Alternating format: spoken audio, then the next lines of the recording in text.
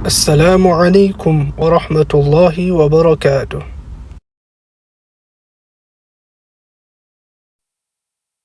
Assalamualaikum warahmatullahi wabarakatuh. Kembali saya ingatkan Bapak Ibu sekalian rahimani wa rahimakumullah, kita memiliki dua sayap kehidupan yang tidak boleh ditinggalkan salah satunya dan harus dimaksimalkan dua-duanya, yaitu bersyukur bila nikmat ada dan bersabar bila ujian juga menimpa. Dua hal ini tidak bisa dipisahkan karena dua hal ini pasti akan ada dalam hidup kita. Allah sudah membuat sistem berpasang-pasangan, sebagaimana kita bisa merasakan rasa kenyang, kita juga bisa merasakan rasa sakit. Kenyang sebuah nikmat, sakit sebuah ujian. Sebagaimana kita melalui masa muda, kita juga melalui masa tua. Sebagaimana kita sehat, kita juga akan sakit. Begitu seterusnya. Maka memang kita membutuhkan dua sayap kehidupan ini. Siapa yang berpegang pada salah satunya saja, misalnya nikmat lagi ada, dia bersyukur. Tapi begitu ujian ada, dia tidak bersabar, maka hidupnya tidak akan stabil. Begitu juga kalau dia mungkin diberikan ujian, masih miskin, susah hidupnya, dia bersabar. Tapi begitu Allah bukain pintu rezeki, malah dia tidak bersyukur. Maka orang seperti ini tidak juga stabil hidupnya. Yang benar sesuai dengan sabda Nabi Muhammad SAW, ajaban li amri mu'min, sungguh mengagumkan perkaranya orang-orang beriman, wala yakunu dzalika illa lil mu'min. Dan itu tidak dimiliki kecuali orang beriman saja. In asabahu sarra syakar, kalau diberikan nikmat dia bersyukur, bersyukur tentunya, wa in asabahu dharra sabar, kalau diberikan ujian dia bersabar. Dan sabar ini sudah sering kami ulangi dari awal materi kita bedah buku ini, adalah bukan berarti duduk manis dan tidak ada ikhtiar, tidak ada upaya untuk menemukan solusi dari permasalahan kita. Tapi sabar adalah definisinya menerima takdir Allah. Apa yang sedang Allah ujikan kita terima. Bangun tidur tiba-tiba flu atau meriang atau demam, maka tidak perlu kita berkeluh kesah karena ujian sedang datang. Yang benar adalah kita terima dulu takdir Allah itu. Allah lagi uji saya. Dan kita pertemukan dengan nikmat lawannya. Misalnya dulu kita sudah setahun tidak pernah sakit. 365 hari misalnya kita sehat. Sekarang Allah uji dengan sedikit demam, flu dalam satu pekan misalnya. Maka kita pertemukan dengan nikmat yang besar itu, maka kita bisa menerima dan kita bersabar. Terima dulu takdir Allah, kemudian ikhtiar mencari jalan keluar. Maksudnya kita coba berobat, konsultasi sama dokter, minum teh hangat atau yang sejenisnya supaya penyakit tersebut hilang dari kita. Maka ini namanya sabar. Jadi kita harus memahami definisinya supaya ini bisa menjadi kendaraan kita memahami ke depannya apa saja yang dibahas dalam buku kita. Kita sudah sebutkan tentang keutamaan sabar apa saja yang didapatkan panjang lebar dari Al-Quran, dari hadits Nabi SAW, perkataan para salafus saleh. Kita juga sudah menjelaskan tentunya kisah orang-orang saleh dalam bersabar, contoh-contoh figur bagaimana mereka melalui kehidupan mereka dalam ujian-ujian dengan bersabar akhirnya meraih buah manis dari sabar itu, ya. Dan dengan statement Umar bin Khattab radhiyallahu anhu, orang yang diuji sama Allah dua keadaan. Yang pertama beruntung, yang kedua rugi. Yang beruntung adalah dia bisa terima keputusan Allah itu. Dia sakit, dia diganggu orang, dia tahunya Allah lagi mengujinya. Dia bisa menerimanya. Maka orang seperti ini akan dapat pahala karena dia tidak memprotes keputusan Tuhannya Allah. Dia mudah melaluinya karena dia tahu dia sedang diuji, dia lagi sakit atau sedang diganggu oleh orang misalnya, dan dia akan menemukan solusinya. Ini orang yang beruntung. Yang kedua orang yang tidak beruntung, orang yang salah. Dia begitu diuji sama Allah, dia tidak terima, berkeluh kesah, seakan-akan menyalahkan Allah yang sedang menguji dia. Siapapun di depan mata kita dan apapun penyebab dari ujian tersebut hanya sebab saja. Sebenarnya Allah yang menakdirkannya. Maka kalau dia tidak bisa menerima, seperti dia memprotes keputusan Tuhannya, Allah SWT. Dia sulit melaluinya, karena dia terus akan menggerutu, sementara tetap aja dia harus lalui sampai proses itu selesai. Dan juga dia tidak akan menemukan jalan keluarnya. Maka kalau ujian sedang datang, tidak ada solusi kecuali bersabar, itu yang terbaik. Kalau Bapak Ibu mau pilih jalan lain silahkan. Tapi ini adalah pilihan dalam agama yang terbaik kalau sedang ada ujian. Kita sudah masuk ke lembaran ke-6 bahasan kita, dan kita sudah membahas 2 poin tentang masalah faktor-faktor yang bisa merusak sabar. Ini yang sedang kita bahas. Saya ingatkan kembali sikap gundah yang pertama. Gundah ini Bapak Ibu sekalian adalah keluh kesah. Saya ingatkan kembali, tidak ada manfaatnya berkeluh kesah tentang masalahan yang sudah terjadi, terutama bukan pada ahlinya. Kalau Anda sedang sakit, Anda menyampaikan permasalahan Anda, konsultasi pada dokter itu pada tempatnya. Tidak masalah. Itu pun konsultasi. Dok, kepala saya sudah sakit selama sepekan, sakit kepala, kira-kira apa obatnya? Apa yang ditanya kita jawab, selesai. Dikasih resep, kita berobat dan kita bersabar. Nah itu namanya tepat gitu ya. Tapi kalau semua orang kita ceritakan, tetangga semuanya tahu, semua kerabat tahu dan segala macam, seakan-akan kita mengeluh, kok saya sakit sih, kemarin saya nggak apa-apa kok, saya sehat-sehat saja, atau tadi malam saya tidur, saya kok kenapa sekarang tiba-tiba bisa flu ya, seakan-akan dia tidak bisa menerima keputusan Allah. Di sini dia bisa berdosa ya, karena dia mengeluhkan keputusan Allah SWT. Sebagai contoh rasional Bapak Ibu sekalian, kalau Anda kerja di satu perusahaan dan pemilik perusahaan itu menentukan satu keputusan, Anda tidak suka, misal contoh jam kerja selama ini jam 8 pagi sampai jam 5 sore misalnya. Tiba-tiba diubah peraturan perusahaan jam 7 pagi. Semua pegawai harus ikut. Di sini ada dua keadaan. Ada orang yang beruntung dia tetap bisa bertahan di perusahaan tersebut, mempertahankan jabatan dan juga gajinya dan nama baiknya dengan cara terima perusahaan itu. Sudah mundur 1 jam, nggak masalah deh. Jam 8 pagi sekarang saya masuk jam 7, oke saja. Gitu kan? Sehingga dia tetap bisa berjalan dengan perusahaan, menjaga nama baiknya, menjaga juga income pendapatannya. Atau yang kedua, orang yang tidak terima, protes perusahaannya. Maka keadaannya bisa saja di PHK, bisa saja diturunkan jabatannya, hilang fasilitasnya, namanya rusak di masyarakat kalau diberhentikan. Maka keadaannya seperti itu. Oleh karena itu tidak ada opsi kecuali kita menerimanya. Dan itulah sabar, gitu kan? Jadi nggak usah berkeluh kesah. Tapi kalau Anda curhat dan keluh kesah ini kepada Sang Pencipta Allah, itu tepat sasaran. Ini mulai dulu yang pertama, berkeluh kesah pada Allah. Ini pernah kita jelaskan pada poinnya, ini saya cuma ingatkan saja. Jadi kalau Bapak Ibu lagi sakit atau ada ujian, yang ciptakan kita Allah, yang ciptakan ujian itu Allah, yang bisa memberikan jalan keluar hanya Allah. Gak ada yang lain. Kalau kita sakit, dokter cuma bisa konsultasi dan menulis resep, semoga lekas sembuh. Gak ada dokter menulis pasti sembuh. Mereka cuma ikhtiar. Berapa kali kita konsultasi dengan dokter atau minum obat tidak sembuh-sembuh juga. Karena memang Allah Subhanahu wa taala menentukan itu. Nah, ini poinnya. Jadi kita harus bisa mengeluhkan kepada Allah. Kalau sedang ada nikmat, yang ciptakan kita Allah, yang ciptakan nikmat itu Allah, yang bisa pertahankan hanya Allah. Atau kita konsultasi, melengkapkan itu, terima takdir Allah, dan kita lengkapkan dengan para ahlinya. Tadi saya bilang kalau sakit pada dokter, ada masalah hukum-hukum agama yang Anda tidak paham, datang kepada ustaz atau kiai menanyakan hukumnya. Maka itu tepat sasaran. Dan selain daripada ahlinya tidak usah Anda bicara. Selain ahlinya tidak usah Anda berbicara, gitu ya. Karena tidak ada manfaatnya. Anda seakan-akan sedang mengeluhkan Sang Pencipta Allah justru kepada manusia. Ini tidak tepat, ya, tidak tepat. Baik, itu yang masalah gundah yang pertama sudah kita bahas. Kemudian yang kedua, emosional, marah. Suka marah dengan kejadian yang sedang terjadi. Bapak Ibu marah dengan takdir yang sudah ada atau tidak marah, tidak ada manfaatnya. Anda bangun dulu sudah sakit, terus kalau marah sembuh? Enggak. Kita dicaci maki oleh orang, kita marah, apakah akan memperbaiki keadaan? Tidak. Kan gitu. Justru kedewasaan dan kebijaksanaan seseorang di saat kita sedang diserang oleh orang atau terjadi sesuatu yang kita tidak sukai, maka kita anggap itu sebagai sebuah ujian. Gak usah habisin energi membalas itu. Jangan balas keburukan dengan keburukan, hanya akan menguras energi kita, hanya akan membalik keadaan. Bisa saja kita benar jadi salah. Sekarang kita jengkel sama orang yang gosipin kita misalnya. Di saat kita jengkel, lalu kita mulai menggosipin dia juga, ini bisa saja dosanya sama-sama berimbang atau malah kita lebih besar dosanya. Karena bisa saja mungkin dia mencaci maki atau menggibah kita dengan satu cerita, kita membalasnya dengan 10 cerita misalnya. Kita lebih berat, gitu kan? Ujian sedang datang, maka terima sebagai keputusan Allah. Kalau apa yang mereka ceritakan itu benar, kita jadikan bahan introspeksi diri. Udah saya istighfar kepada Allah SWT, berarti itu teguran Allah melalui lisan dia. Udah istighfar kepada Allah, perbaiki keadaan. Nanti baik sendiri tuh. Gak usah habisin energi untuk mengurus itu.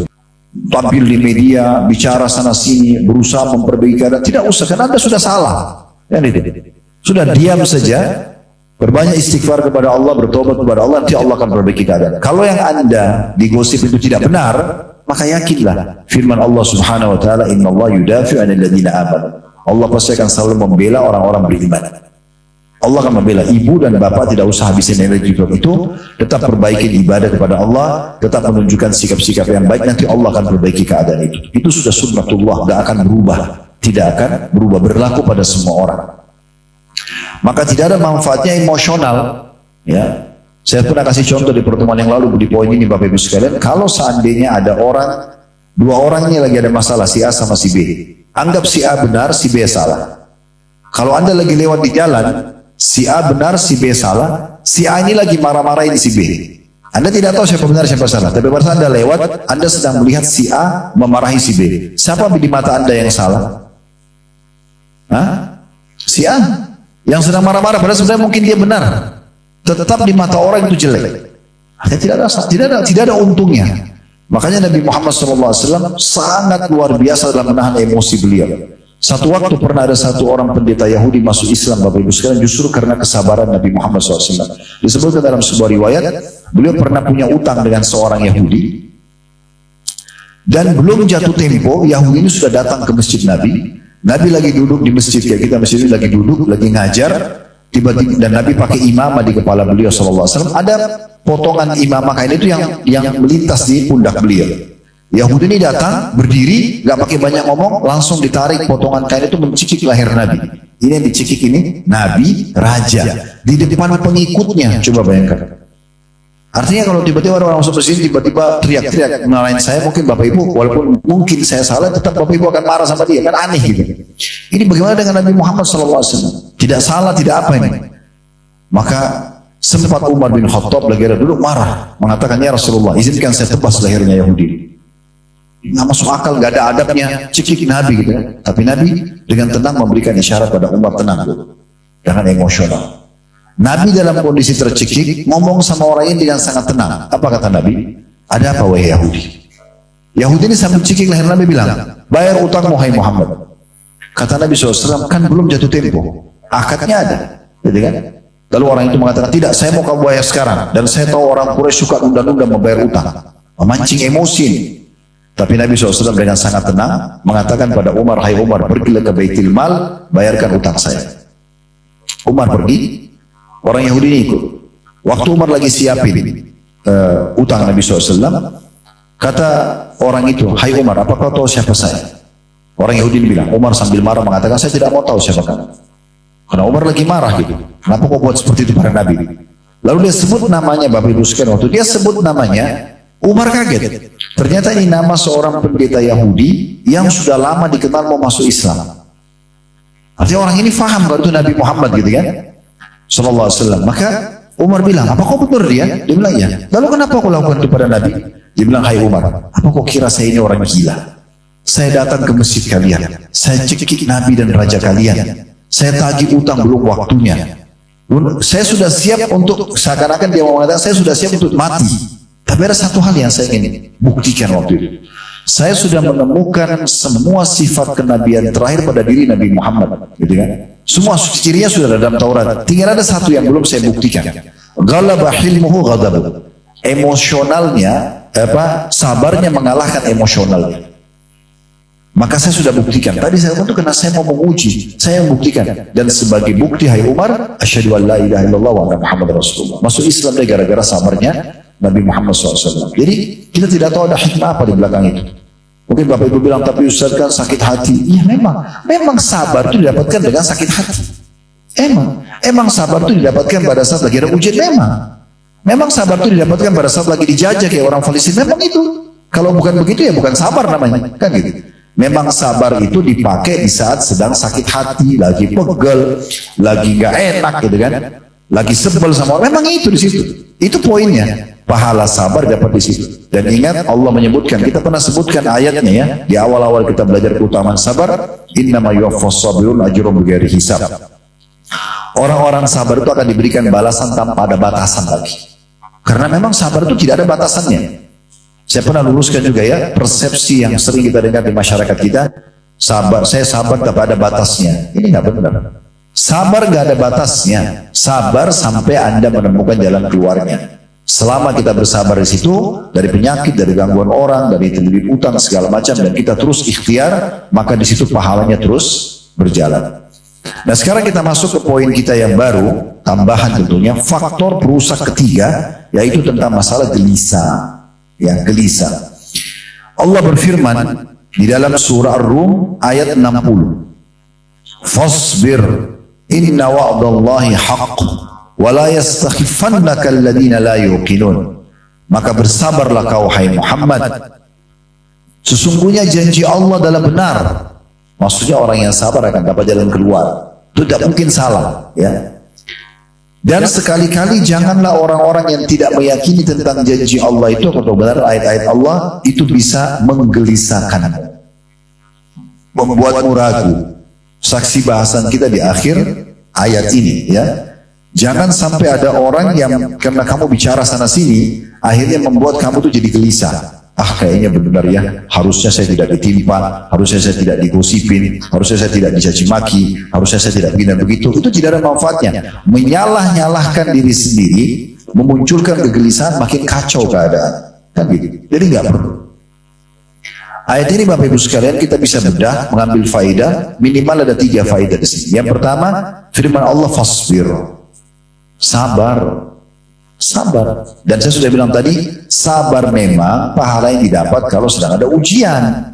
Emang lagi sebel, lagi pegel, lagi sakit hati, memang di situ pahalanya. Ya. Kalau enggak berarti enggak ada pahala sabar. Yang kedua, inna wa'dallahi haqq. Pastikan janji Allah benar. Allah bilang dalam Al-Quran, fa inna ma'al usri yusra. Di setiap kesulitan pasti ada kemudahan. Allah ulangi lagi, inna ma'al usri yusra. Di setiap usaha ada kemudahan. Tidak mungkin salah janji Allah itu. Pondasi agama kita Bapak Ibu sekalian, keyakinan. Harus itu pondasinya. Yakin Allah itu ada, yakin Allah itu yang mengurus dan menciptakan alam semesta ini, yakin Allah benar dengan firman-Nya semua disyariatkan itu baik buat kita, kayak makanan halal, hubungan yang halal, pendapatan halal, perintah sholat, puasa, zakat, semua ini itu baik semuanya. Dan apa yang dilarang, menipu, mencuri, berbohong, memukul, membunuh, segala macam ini buruk. Kita yakin dengan itu. Yang berbuat baik patuh akan masuk surga, yakin dengan semua fasilitasnya, neraka dengan semua ancamannya. Itu tidak ada keraguan. Makanya itu menjadi rukun iman kita. Iman kepada kejadian-kejadian, termasuk rukun iman yang keenam, takdir Allah, baik ataupun buruk, kita suka atau tidak suka. Maka kita harus jadikan itu sebagai sebuah pelajaran penting. Janji Allah benar. Ya. Bapak Ibu bisa review kembali. Kita kembali ke histori manusia ya. Tapi kita paling dekat kepada sejarah Nabi Muhammad SAW. Lihat bagaimana kehidupan Nabi Muhammad SAW. Dalam hidup beliau banyak ujian. Banyak ujian. Di Mekah itu, beliau sangat dikenal sebagai tokoh masyarakat. Beliau dikenal sebagai tokoh masyarakat. Nabi Muhammad SAW sebelum dinubuatkan diri Nabi, Bapak Ibu sekalian, adalah tokoh masyarakat. Orang kayanya Mekah, orang terhormatnya Mekah, ya. Sampai waktu pertama terima wahyu, Iqra bismi rabbikal ladzi khalaq, ya, di Gua Hira di Jabal Nur. Itu beliau sempat bingung dengan keadaan, ada apa sebenarnya ini? Dia belum pernah lihat malaikat sebelumnya, tidak tahu apa yang diwahyukan ini. Dia cerita sama istrinya Khadijah. Khadijah mengatakan, ada sepupu saya namanya Waraqah bin Nawfal, itu pendeta Nasrani. Dia sangat tahu tentang hal-hal seperti ini. Coba kita pergi ke sana. Pergilah ke sana. Nabi Muhammad SAW ceritakan semua kejadiannya. Di malam hari datang satu sosok makhluk, saya tidak tahu siapa, bercahaya, lalu mengatakan kepada saya, bacalah hai Muhammad. Saya katakan saya tidak bisa membaca. Lalu dia memelukku dengan keras sampai seakan-akan ruhku akan keluar. Lalu dia bilang lagi, bacalah. Saya bilang saya tidak bisa membaca sampai 3 kali. Barulah dia memfirmankan 5 ayat dalam surah Al-Alaq. Iqra bismi rabbikal ladzi khalaq, khalaqal insana min 'alaq, iqra wa rabbukal akram alladzi 'allama bil qalam 'allamal insana ma lam ya'lam. Lalu kemudian hilang. Nabi Muhammad SAW mengatakan, saya turun dari Jabal Nur, begitu tiba di padang pasir, di kaki gunung, tiba-tiba ada suara dari langit mengatakan, hai Muhammad. Lalu saya angkat kepala saya di langit, di sana dipenuhi badannya oleh makhluk itu. Penuh. Timur, barat, utara, selatan penuh dengan badan Jibril. Dan dia mengatakan, hai Muhammad, saya adalah Jibril, engkau adalah Rasulullah. Sampai 2 atau 3 kali, kemudian hilang. Nabi Musa SAW ketakutan pada saat itu. Lalu menceritakan pada Waraqah bin Nawfal. Apa kata Waraqah bin Nawfal? Hai Muhammad, sungguh telah datang kepadamu Namusul Akbar. Maksudnya makhluk bersayap yang telah datang kepada Musa. Yang telah datang kepada Musa, maksudnya Jibril AS. Ya. Lalu apa kata Waraqah bin Nawfal? Nanti kalau orang-orang di negeri ini, maksudnya di kota Mekah, mengusirmu, maka aku akan menjadi pendukungmu. Maka Nabi SAW heran. Apakah mereka akan mengusirku? Kenapa? Karena Nabi itu tokoh masyarakat, orang yang sangat dipercaya di Mekah. Kok bisa diusir gitu kan? Kata Waraqah bin Nawfal, tidak ada seseorang yang diutus seperti kamu kecuali pasti akan diusir oleh kaumnya, gitu kan? Jadi di sini kedudukan Nabi SAW adalah orang yang jelas-jelas punya kedudukan di Mekah, tapi tetap juga dimusuhi, ya. Sampai waktu beliau menyampaikan tentang firman Allah Subhanahu Wa Taala, beliau sempat bilang di atas bukit Abi Qubais, bukit yang disampaikan informasi tentang, atau kalau orang Mekah mau menyampaikan sebuah informasi di atas bukit itu. Maka Nabi Muhammad SAW mengatakan, hai Quraisy, maka mereka kumpul semua. Sebagai informasi Bapak Ibu sekalian, bukit Abi Qubais tidak boleh waktu itu sembarangan orang naik ke atas. Harus orang yang dipercaya dan dia akan menyampaikan informasi yang benar. Karena waktu itu tidak ada media kayak kita sekarang bisa diinformasikan oleh berita. Tidak ada orang naik ke atas gunung itu bicara, ya, dan orang-orang lain pada dengar. Maka waktu mereka lihat Nabi Muhammad SAW, mereka tahu ini julukannya di Mekah As-Sadiqul Amin, orang yang sangat terpercaya dan jujur. Maka mereka semua kumpul. Lalu kata Nabi SAW, hai Quraisy, kalau seandainya saya informasikan pada kalian, di belakang gunung ini, gunung yang besar di Mekah, ya, dekat pintu gerbang Mekah, ada pasukan yang akan menyerang Mekah. Kalian percaya nggak? Kata mereka, tentu saja, karena kami belum pernah menemukan kau bohong sekalipun.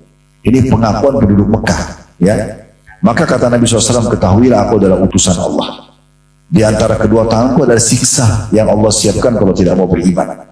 Maka yang terjadi, paman beliau Abu Lahab yang paling pertama mengatakan, tabban lak ya Muhammad, alihada jama'atana, semoga kecelakaan buat wahai Muhammad, apakah karena ini kau kumpulkan kami? Lalu dia suruh bubar orang semua. Semenjak itu Nabi SAW dibenci, diperangi, karena beliau dalam keadaan benar, ya. Tetapi karena beliau tahu janji Allah benar, beliau tetap berdakwakan ini. 13 tahun di Mekah berdakwah, semua dengan hinaan, cacian, dikatakan penyihir, penyamun, pendusta. Bahkan sempat Abu Jahal, pimpinan orang Quraisy, waktu lihat Nabi SAW lagi sujud di depan Ka'bah, dia lalu berkata begini sama teman-temannya, siapa di antara kalian yang mau mengambil kotoran unta Bani Fulan? Jadi ada satu suku di Mekah kebetulan baru habis sembeli unta, dikeluarkan isi perutnya, kotorannya ditaruh di pinggir jalan. Siapa yang mau ambil itu? Lalu tuangkan kepala Muhammad pada saat dia sedang sujud. Maka ada satu orang berdiri mengatakan saya. Tapi dalam kisahnya tidak disebutkan siapa orang itu.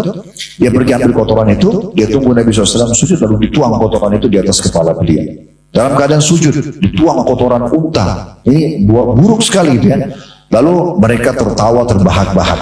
Mereka tertawa terbahak-bahak. Sampai dikatakan dalam riwayat ini mereka tertawa miring satu sama yang lain gitu. Lalu Nabi SAW tidak mengangkat kepalanya sampai Fatimah datang radhiyallahu anha, anak beliau, membersihkan kotoran tersebut sambil menangis. Lalu setelah selesai sholatnya, Nabi SAW lalu menghadap kepada orang-orang Quraisy sambil menyebutkan nama-nama mereka satu persatu. Ya Allah, hukumlah si fulan, si fulan, si fulan, si fulan. Dan kata sahabat yang mereka hadis ini, semua yang Nabi sebutkan namanya itu saya lihat menjadi jenazah terbunuh di perang Badar. Ya. Tapi Nabi SAW istri bersabar, walaupun beliau disiksa seperti itu. Ya, beliau bersabar dan beliau mengatakan, Ya Allah, kalau seandainya engkau tidak murka padaku, aku tidak peduli. Selesai bersabar 13 tahun di Mekah, Bapak Ibu sekalian, semua dengan hinaan, cacian, puncaknya diusir dari kampung halamannya. Betapa pedihnya kita kalau diusir dari kampung halaman. Beliau pindah ke Madinah, 10 tahun itu masa kejayaan. Sekarang panennya, sekarang yusurnya. Tadi usur. Fa inna ma'al usri yusra. Di Mekah usur, kesulitan. Di Madinah yusurnya, kemudahannya. Maka Allah berikan Nabi kerajaan. Nabi berikan Allah berikan pendukung, gitu kan? Nah, Allah berikan pasukan, perekonomian dan segala macam. Akhirnya Nabi SAW berhasil kembali ke Mekah dan menaklukkan, dan seluruh Jazirah Arab takluk di bawah kekuasaan Nabi hanya dalam waktu 10 tahun saja. Ya, 13 tahun beliau diuji, tapi 10 tahun Allah balas semuanya dengan kenikmatan. Dan akhirnya namanya harum di muka bumi. Nabi SAW jadi raja, kemudian punya kekayaan, punya pasukan, punya negara dan segala macam. Dan di akhirat beliau akan mendapatkan lebih baik daripada itu. Ya, tentunya karena sebagaimana Nabi SAW mengatakan, kalau kalian dengarkan azan, muadzin ucapkan apa yang diucapkan lalu mintalah kepadaku atau mintalah untukku al-wasilah. Yang biasa kita bilang kalau doa selepas azan, ati Muhammadanil wasilata wal fadilah. Berikanlah Nabi Muhammad al-wasilah. Kata Nabi SAW, dan mohonlah wasilah untukku. Setelah baca salawat kepada Nabi ya, ikuti muadzin dulu. Apapun yang diucapkan kecuali hayyalas shalah yang kita bilang la haula wala quwata illa billah, lalu baca salawat kepada Nabi. Setelah itu mintalah wasilah untukku. Siapa yang minta wasilah untukku maka dia akan mendapatkan syafaatku. Dan wasilah adalah istana termewah di surga. Tidak akan diberi kecuali untuk satu orang saja. Ini persaingan para nabi-nabi. Ya, tapi Nabi Muhammad SAW mengatakan, dan aku berharap wasilah adalah tempat tertinggi di surga. Aku berharap aku pemiliknya. Siapa yang minta wasilah untukku dia akan dapat syafaatku. Maka di dunia beliau dapat kebahagiaan, di akhirat dapat derajat tertinggi. Siapapun yang mengikuti beliau akan sama. Nabi SAW akhirnya bahagia di dunia walaupun setelah melalui ujian. Abu Bakar, Umar, Uthman, Ali menjadi raja pengganti beliau, Khulafaur Rasyidin. Sahabat-sahabat Nabi yang dulu menderita di Mekah seperti Bilal, dulu budak di Mekah, disiksa oleh Umayyah. Setelah hijrah ke Madinah dan beliau akhirnya ikut berperang, akhirnya punya kedudukan menjadi gubernur, bahkan menjadi panglima perang di Persia, memiliki harta rampasan perang yang banyak. Hampir semua sahabat Nabi di akhir hidup mereka dibukakan pintu-pintu rezeki oleh Allah Subhanahu wa taala. Di dunia mereka bahagia, di akhirat mereka dapat surga. Nah, ini akhir kesudahan orang-orang yang beriman dengan sabar mereka. Sebaliknya, mana sekarang Abu Jahal, mana Abu Lahab? Waktu di fase Mekah rumah mereka besar-besar semuanya, terkenal punya kedudukan. Tapi yang dikenang sekarang di dunia hanya keburukannya. Meninggal dalam kondisi terhina dikalahkan oleh kaum muslimin, di akhirat mereka akan masuk ke dalam neraka. Jadi tinggal yang mana kita mau ikuti. Janji Allah pasti benar. Bapak Ibu ikuti Nabi Muhammad SAW dan para sahabatnya, kita akan sama dengan mereka. Di dunia bahagia, di akhirat bahagia. Ikutin orang yang lain, Abu Jahal, Abu Lahab, dan seterusnya. Sebelumnya ada Fir'aun dan pengikut-pengikutnya, maka akan kesudahannya sama. Tidak akan pernah berubah sistem yang Allah buat tadi. Ini janji Allah benar. Ini pelajaran kedua. Pelajaran ketiga, kita dilarang untuk kumpul dengan orang-orang atau banyak bercerita dengan orang yang tidak paham agama, sehingga mereka nanti mengubah keyakinan kita. Kalau Bapak Ibu setiap ada masalah cerita sama semua orang, lalu dia akhirnya ngomong. Misalnya Bapak Ibu ada masalah, maaf Ibu punya masalah sama suaminya, atau Bapak punya masalah sama istrinya misalnya, lalu cerita sama semua orang yang bukan ahlinya. Dia bukan seorang yang paham hukum apa, kita cuma cerita sama tetangga, sama teman-teman. Lalu mulailah dia masuk ke sebuah poin yang sebenarnya kita tidak terfikir sebelumnya. Oh mungkin karena kamu terlalu lembut dengan suamimu. Oh mungkin kamu karena terlalu begini dan begini sama istrimu misalnya. Akhirnya kita mulai melakukan perbuatan yang sebenarnya tidak ada dalam syariat Allah Subhanahu Wa Taala, dan akhirnya menjadi kacau semuanya. Ini pelajaran yang ketiga. Allah bilang jangan ikutin orang-orang yang tidak yakin dengan ayat-ayat Allah, hingga kalian tidak bisa bersabar, tidak bisa melaluinya. Nah ini dilarang, kan gitu. Jadi sabar Bapak Ibu sekalian, kontrol lisan kita. Jangan ngomong sama semua orang, gitu ya. Ngomong hanya pada ahlinya, dan yang paling tepat sujud, berudu, sujud ya di sejadah, minta kepada Sang Pencipta Allah. Ya, Allah Subhanahu Wa Taala yang akan memenuhi semua hajat-hajat hambanya, gitu ya. Dan kata Nabi SAW tentang masalah doa dan minta kepada Allah, mintalah kepada Allah segala sesuatunya sampai tali sendal kalian. Di masa dulu, orang itu kalau pakai sendal, Bapak Ibu sekalian, di masa Nabi SAW itu, kulit yang keras ditaruh di bagian bawah, sisanya diikat dengan tali sampai ke betis ya. Itu disilakan dengan tali. Ini murah sekali harganya. Maka kata Nabi SAW, minta apapun dari Tuhan kalian termasuk tali sendal kalian. Minta semuanya. Artinya hal-hal yang besar sampai yang kecil semua minta kepada Allah Subhanahu Wa Taala. Banyak orang di antara kita Bapak Ibu sekalian hanya mau yakin kalau misalnya dia sudah masalah besar baru berdoa sama Allah, seakan-akan itu baru Allah kasih. Padahal sebenarnya masalah kecil pun kita dianjurkan untuk mohon dan bergantung kepada Allah Subhanahu Wa Taala. Sebenarnya doa, zikir itu adalah manja kepada Allah. Kenapa kita nggak mau dimanja? Allah Subhanahu Wa Taala berikan kita perangkat ini, minta. Allah bilang dalam Al-Quran, "Ud'uni astajib lakum." Berdoa aku akan terima. Gitu kan? Kenapa kita tidak berdoa? Kenapa kita tidak mohon? Kenapa kita tidak minta? Dan juga kita memohon dari hal yang kecil sampai hal yang besar. Sekali lagi, pelajaran ketiga dari potongan ayat wala yastakhifannaka alladziina la yuqinun, dan jangan sampai orang-orang yang tidak meyakini kebenaran ayat-ayat Allah menggelisahkanmu. Kenapa? Karena kita cerita pada mereka, lalu mereka sampaikan hal-hal yang tidak baik kepada kita. Ya, jangan bicara pada orang-orang seperti apalagi ahli maksiat. Apabila dalam masalah rumah tangga bicara sama ahli maksiat, ini jadi masalah ini. Ya, mereka akan ajak kita ke pelampiasan dosa, malah ke diskotik, malah ke karaoke, malah berbuat dosa, malah selingkuh, malah ini dan itu segala macam. Ajarannya tidak masuk akal, malah menjauhkan dari Allah Subhanahu wa taala. Padahal kalau ujian sedang datang kita harus lebih dekat kepada Allah, gitu kan? Sehingga kita mendapatkan jalan keluar, Bapak Ibu sekalian. Ini faktor yang ketiga, masalah gelisah. Perusak yang keempat dari sabar ini adalah terburu-buru, tergesa-gesa. Dan ini juga termasuk poin yang perlu kita titik beratkan Bapak Ibu sekalian. Di buku kita ini dibahas sekitar 2 lembaran, ya. Beranjak daripada firman Allah Subhanahu wa taala di dalam surah Al-Ahqaf ayat 35 yang berbunyi, "Fasbir kama sabara ulul azmi minar rusuli wa la tasta'jil lahum." Maka bersabarlah kamu sebagaimana orang-orang yang mempunyai keteguhan hati dari para rasul telah bersabar. Dan janganlah kamu meminta disegerakan azab bagi mereka. Ya. Di sini firman Allah ini kita bagi juga menjadi beberapa bagian sebagai faedah. Yang pertama, bagaimana Allah Subhanahu wa taala memerintahkan Nabi Muhammad SAW bersabar. Dan bersabar ini sebagaimana telah sabar nabi-nabi dan rasul sebelum. Artinya semua nabi-nabi saja, utusan Allah akan diuji, apalagi kita. Ujian ini kebaikan, bentuk kasih sayang Allah kepada kita, supaya kita sadar kita punya Tuhan, kita punya batasan-batasan dalam aktivitas, ya, dan juga sekaligus ada pahala-pahala Bapak Ibu sekalian tidak bisa kita dapatkan kecuali dengan ujian. Ya, misalnya ada derajat di surga, kita harus sholat malam 100 tahun, sedekah 100 tahun, mungkin umur kita hanya 70 tahun misalnya. Maka dengan ujian kita sakit selama 5 tahun atau 10 tahun, maka kita sampai ke derajat itu. Ya, dengan gangguan orang, misalnya kita bisa dapat derajat itu, misalnya contoh. Nah, ujian ini akan mendatangkan derajat-derajat yang tinggi di sisi Allah Subhanahu Wa Taala. Makanya Allah perintahkan nabinya bersabar. Dan ini juga sebagaimana bersabarnya nabi-nabi dan rasul sebelum beliau. Kemudian yang kedua, pelajarannya adalah pentingnya seorang mukmin memiliki keteguhan hati. Artinya kokoh dengan itu. Kembali kepada firman Allah tadi di poin sebelumnya, yakin dengan janji Allah. Gak boleh goyah itu.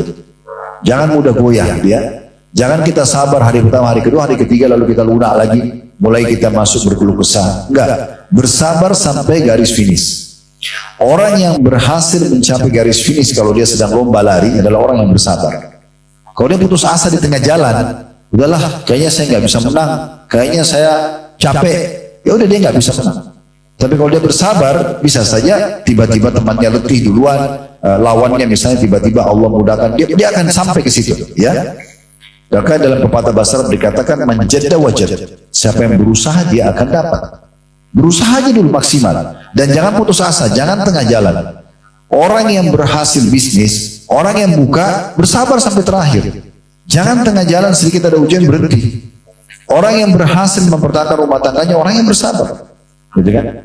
Begitu seterusnya, sabar terus. Orang yang menghadapi pendidikan anak, menghasil meraih pahala nanti dari anaknya yang soleh dan soleh karena dia bersabar. Ada suka duka melaluinya. Maka sabar itu perangkat yang terbaik untuk menyampaikan kita sampai ke garis finish dan harus sampai ke situ. Tidak boleh kita berhenti setengah-setengah, ya, bersabar gitu ya. Nah itu pelajaran yang diambil yang kedua dari potongan firman Allah, mempunyai keteguhan hati. Pelajaran yang ketiga, ini yang jadi saksi bahasan kita, dan janganlah kamu hai Muhammad meminta disegerakan azab bagi mereka. Jadi jangan Bapak Ibu sekalian baru ada masalah sedikit dengan pasangan hidup, oh langsung didoakan keburukan, misalnya dibinasakanlah atau apa gitu ya. Atau ada orang yang kebetulan ganggu kita tanpa kita introspeksi diri, langsung saja kita doakan segerakan hukuman buat dia. Saya pernah berikan satu tips yang menarik Bapak Ibu sekalian, kalau Anda mau ambil sebagai sebuah ilmu, ini menarik. Kalau ada orang sedang berbuat zalim dengan kita, kita punya dua opsi. Opsi yang pertama, boleh tapi tidak menyelesaikan masalah. Opsi kedua ini yang terbaik. dan akan menyelesaikan masalah. Yang pertama adalah ada yang gosipin kita, ada yang ganggu kita, lalu kita balas dendam. Kita sedang terzalimi. Boleh nggak kita balas dendam? Boleh, hak Anda itu. Tetapi ini tidak menyelesaikan masalah. Misal ada orang gosipin Anda bilang, ya Allah, hukum dia sebagaimana dia sudah sakiti saya misalnya. Anda sedang terzalimi. Doa orang yang terzalimi diijabah oleh Allah. Ya, boleh, tapi tidak menyelesaikan masalah. Ada orang utang sama kita nggak bayar. Kalau kita mengatakan ya Allah butakan matanya, misal. Contoh, lalu Allah terima, sudah murni balas dendam. Tapi uang Anda nggak kembali, ya, dan juga sudah selesai, tidak ada lagi tuntutan buat Anda di hari kiamat. Yang kedua yang ya maksimal nih, dan ini optimal sekali, yaitu Bapak Ibu mendoakan agar dia mendapatkan hidayah. Ya Allah berikan dia petunjuk supaya dia menyadari kesalahannya. Ya Allah begini dan begitu. Kita berikan, minta sama Allah berikan hidayah. Nah kalau ini diijabah sama Allah, maka kalau dia dapat petunjuk, misalnya dia bayar utangnya, dia datang minta maaf, dan semenjak itu dia jadi baik, hak kita kembali, dia juga kita panen pahalanya semenjak dia jadi baik sampai meninggal, kan gitu. Maka ini yang jauh lebih baik untuk kita ambil keputusan. Jadi jangan terburu-buru, ya. Di sini bisa bermakna terburu-buru, ingin menemukan jalan keluar, padahal sebenarnya prosesnya sedang berjalan, gitu ya. Bersabar. Kalau bahasa saya lebih tepatnya nikmati prosesnya. Nikmati prosesnya, gitu ya. Karena orang yang sakit, misalnya tadi bangun tidur flu, dia keluh kesah, nggak akan menyebutkan jalan keluar. Tetap nanti dia sembuh di hari yang sudah Allah tentukan. Selesai, gitu kan?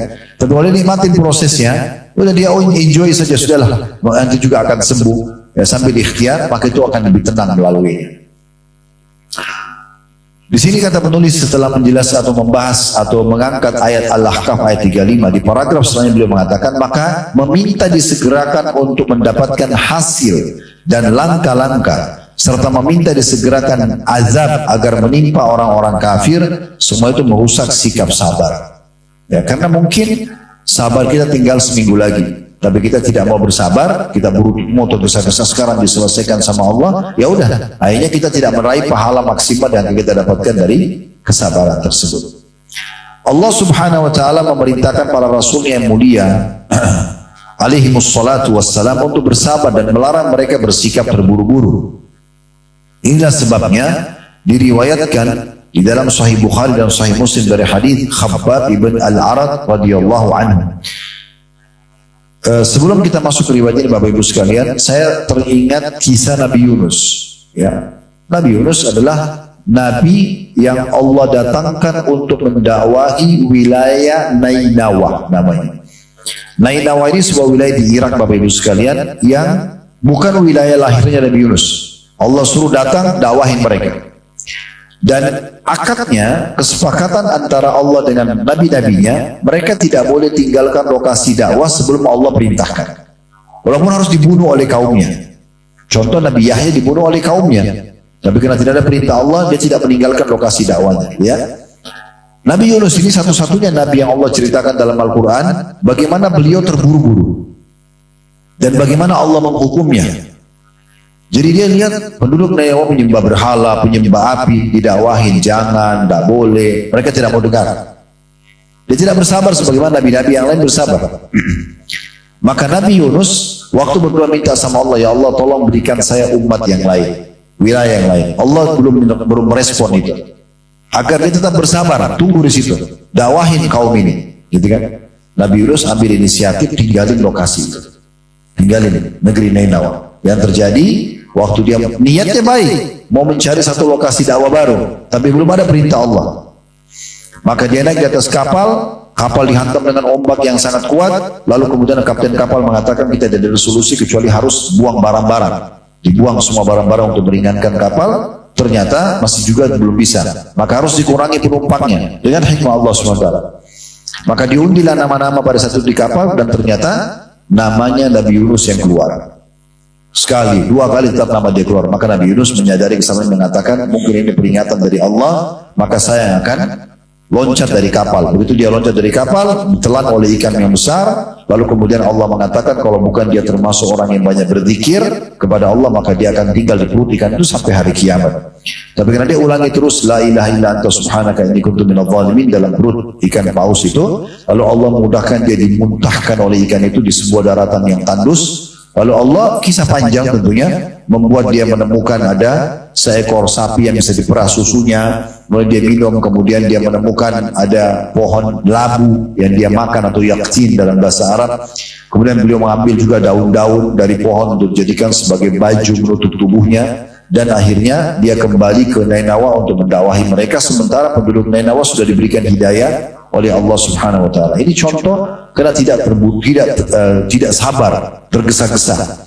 Namun setelah menyampaikan kisah beliau, Nabi Muhammad SAW mengingatkan kita semua seraya beliau bersabda, janganlah seseorang di antara kalian mengatakan aku lebih baik daripada Yunus bin Matta.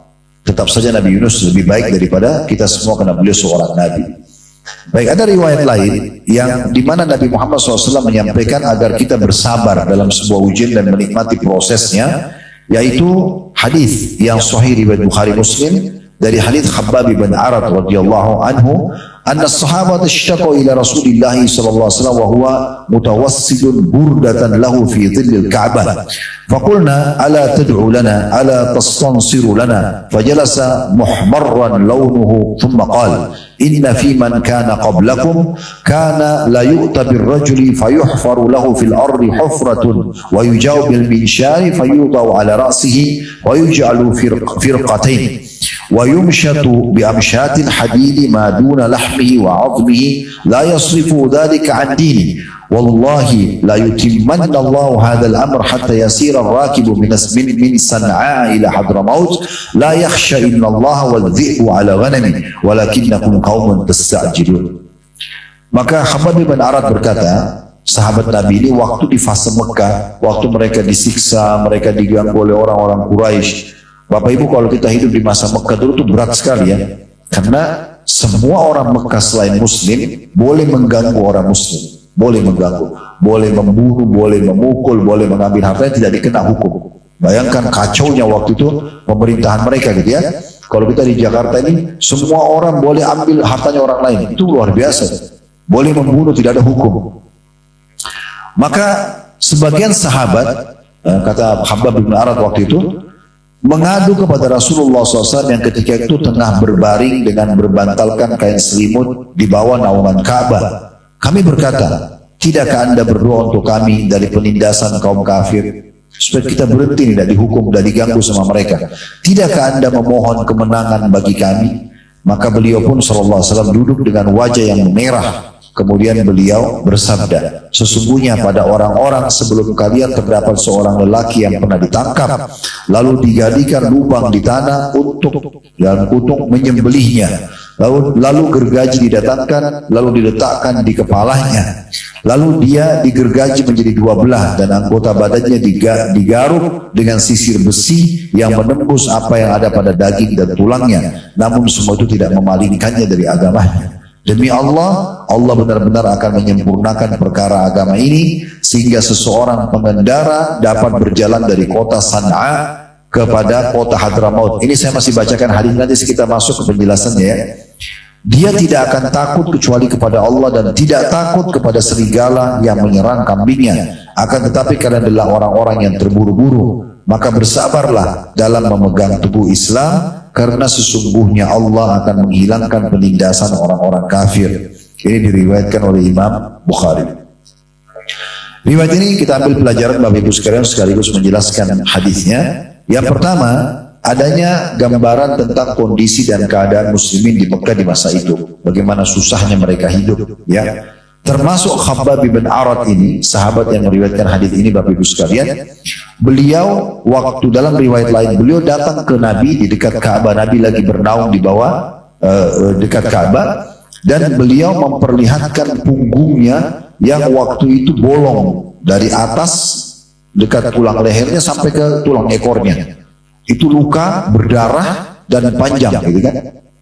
Dan itu pernah ditanya oleh Umar bin Khattab, apa sebabnya? Kau diapakan sama Quraisy setelah Umar bin Khattab jadi muslim dan di masa kerajaannya? Kata Khabbab, mereka meletakkan batu-batu yang sudah dipanaskan di padang pasir, lalu mereka menyeretku dengan memegang kedua tangan dan kakiku di atas batu-batu itu sehingga belakangnya luka. Maka Khabbab mengatakan, ya Rasulullah, lihat ini. Maka Nabi SAW menyampaikan riwayat yang sama, ya, yaitu sungguh ada orang-orang sebelum kalian selain umat ini yang orang-orang beriman diuji oleh Allah SWT sampai-sampai mereka didatangkan, ditanam ke dalam tanah, lalu dipotong kepalanya dengan gergaji, ya, juga disisir dengan sisir besi, dagingnya keluar dari tulangnya, tapi mereka tidak meninggalkan agama ini. Sungguh demi Allah, kata Nabi SAW, Allah akan menangkan agama ini sesuai dengan janjinya. Tidak akan ada yang salah. Ya, tapi sayangnya kalian sampai ada orang yang jalan nanti dari Sana'a. Sana'a ini ibu kota Yaman, ke Hadramaut. Ada satu kota lain di Hadramaut, kurang lebih jaraknya sekitar 600 km. Ya. Di masa itu penuh dengan perampok jalan. Di masa itu Nabi SAW mengatakan nanti ada zaman di mana Islam berkuasa ke depannya, hai Khabbab, nanti ada orang yang jalan dari Sana'a ke Hadramaut, tempat ini 600 km, dua kota ini, itu banyak perampok jalan. Itu tidak ada lagi yang dia takutkan apa-apa, aman, karena Islam sudah menyebar. Dan hari ini begitu, orang kalau dari Sana'a ke Hadramaut jalan biasa saja, tidak ada gangguan. Dan bahkan saking amannya, sudah tidak ada lagi penggembala domba yang khawatir dombanya dicuri oleh serigala. Tapi sayangnya kalian ini kaum yang tergesa-gesa. Artinya apa? Nikmatin prosesnya, akan berakhir semuanya. Dan kalian kalau sudah mulai ada garis start ujiannya, ada garis finishnya. Sabar, nikmatin prosesnya. Kalau kita berhasil sampai di garis finish, kita akan menang, mendapatkan keberuntungannya. Nah itu maksudnya. Dari sini kita ambil pelajaran yang pertama, ya, bolehnya seorang muslim berbicara dengan tokoh agama, menyampaikan permasalahan yang sedang dia hadapi. Karena di sini Khabbab bin Arat menceritakan beberapa sahabat dan beliau juga mengeluh kepada Nabi SAW, menyampaikan tentang keadaan. Pelajaran yang kedua, pentingnya seorang pemimpin menyabarkan ya para pengikutnya yang orang-orang beriman. Sabar, sabar. Teman-teman kita di Palestina sekarang, apa yang kita bisa bahasakan ke mereka? Sabar. Ya, ujian lagi datang, gitu kan? Cuplikan terakhir semalam saya dikirimkan oleh teman-teman dari sana, itu ada hampir mereka rata-rata sama ditanya, bagaimana keadaan? Dia bilang keadaan susah sekarang. Tapi alhamdulillah, ya sudah ujian Allah begini kita bersabar. Ini luar biasa gitu. Karena memang orang kalau lagi dalam keadaan kayak, bayangkan kita teman-teman ini berada di Palestina kayak keadaan mereka. Apa pilihannya? Marah-marah atau sabar? Sabar. Tidak, marah-marah tidak mendatangkan apa-apa, tetap dibombardir. Tetap terjadi pembantian, tetap kekurangan makanan, ujian lagi datang. Solusi terbaik sabar. Yang sabar beruntung akan dapat pahala. Secara kasat mata memang mereka menderita, tapi secara pandangan agama berbeda. Mereka sedang dibukakan peluang masuk surga tanpa hisab. Memang mati syahid harus dibunuh. Memang harus dibunuh. Untuk mati syahid masuk surga tanpa hisab harus dibunuh. Ya memang kepalanya putus, memang badannya kena bom, memang begitu. Kalau mau mati syahid ya itu. Ya, sehingga bisa memberikan syafaat 70 keluarga, bisa tanpa lagi ditanya oleh muka nakir di kuburan, tidak ada fitnah kubur, ya, tidak lagi timbangan amal, dosa-dosa semua diampuni kecuali utangnya, semua ini akan didapatkan kalau memang dia bersabar, gitu ya. Nah seperti itulah. Ini pelajaran juga yang bisa diambil, ya, bahwa seorang pemimpin menyabarkan ya bawahannya ataupun orang yang dipimpin dan menjelaskan tentang janji Allah itu benar. Pelajaran yang ketiga, pentingnya seseorang mendatangkan kisah-kisah orang soleh sebelum kita. Mulai dari kisah para nabi-nabi. Alhamdulillah kalau Bapak Ibu mengikuti channel kami itu tidak asing. Di Khalid Basalamah Official, kalau Bapak Ibu klik logonya, nanti cari playlist, di situ ada, kami sudah jelaskan kisah-kisah para sahabat. Lebih dari 50 orang sahabat sudah kita bedah sekarang. Nabi-nabi Alhamdulillah sudah selesai sampai ke Nabi Idris. Nanti kita akan masuk ke Nabi Nuh insya Allah ke depannya. Ini semua Bapak Ibu dengarin aja. Dan oh ternyata orang dulu seperti itu ya. Karena mereka juga manusia seperti kita. Oh ternyata juga ujiannya. Oh ada juga nikmatnya. Nah bagaimana mereka melalui ujian. Bagaimana mereka melalui nikmat. Maka semua itu jadi pelajaran buat kita. Belajar dari orang-orang sebelum kita. Ini juga penting. Pelajaran yang keempat yang bisa diambil. Benarnya janji Allah Subhanahu Wa Taala. Dan apa yang Allah janjikan. Agama ini akan dimenangkan. Itu tidak akan diragukan lagi. Tinggal bagaimana umat Islam introspeksi diri tentang kejadian-kejadian yang ada. Dan begitu juga dengan janji di akhirat nanti sana.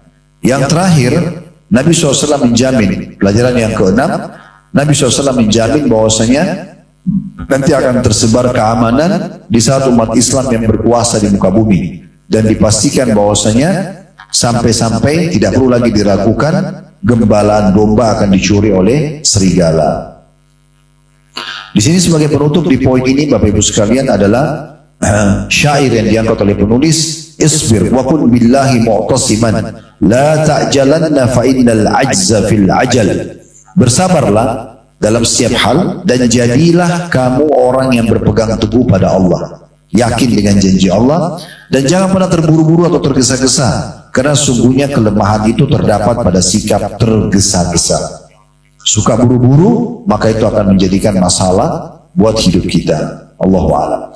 Baik, selanjutnya Bapak Ibu sekalian, di poin nomor 5 sampai poin nomor 7 insya Allah akan kita bahas nanti di pertemuan akan datang. Masalah putus asa, takut ketika berhadapan dengan musuh, dan juga melakukan seruan-seruan jahili.